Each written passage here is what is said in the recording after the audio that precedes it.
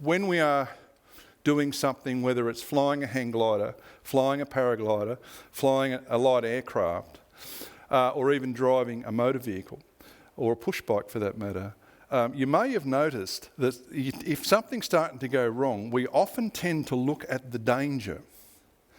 And if we're focused on the danger, saying, I must not hit that tree, I must not hit that tree, I must not hit that tree, I must not hit that tree, guess what you hit?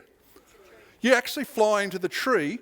And if anyone's done any driver safety training, the sort of things that I've been trained in is things like, right, okay, you are driving down the highway, there is a car overtaking a truck coming the other way, you have nowhere to go, this thing is going to hit you if you don't take action.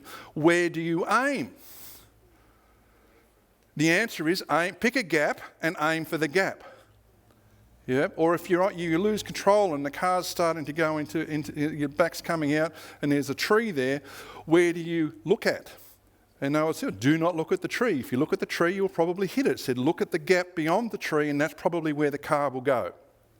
Because subconsciously we tend to steer towards that danger. And there is case in point. Okay, very embarrassing. One tree in the whole paddock. And I got these stories at the clubhouse too, at the when I had my midlife crisis and I was learning to fly ultralight aircraft. A lot of the stories involve people flying their aircraft into the only tree in the paddock.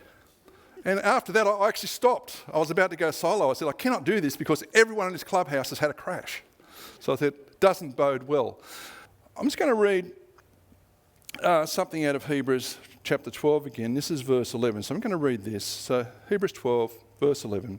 For the moment, all discipline seems painful rather than pleasant. But later, it yields the peaceful fruit of righteousness to those who have been trained by it.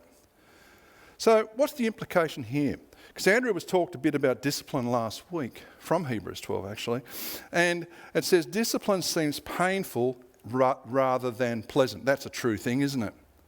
When you're trying to get to that point. But it says, but later it yields the peaceful fruit of righteousness. So if we can get beyond the now and focus on what's to come, then we can endure and we can learn to develop that endurance. And sometimes that's going to involve encouragement from our Christian brothers and sisters, from leadership, from our home group leaders. Or it might also come from other team members that we know, other people. And if I go on there in Hebrews 12, chapter 12, verse 12, says here, therefore, and I love this verse, lift your drooping hands and strengthen your weak knees and make straight paths for your feet, so that what is lame may not be put out of joint, but rather be healed. Wow. So it's saying here that during this discipline, this training to develop our endurance, if we're trying to focus on Christ and look at him and not the tree, we can avoid the dangers by staying focused on him, that we actually end up in the point where we have the strength to lift those drooping hands. And have you ever had one of those dreams where you feel like you can't move and everything's really sluggish? I have those occasionally. And it's like, it's so hard to do. But with God's help, we can do that spiritually. We can be spiritually lifted and strengthened so that our paths can be made straight, so that we can keep moving on that race to our destination, Jesus, who endured the cross for us. That was something that was set before him, and he willingly undertook that.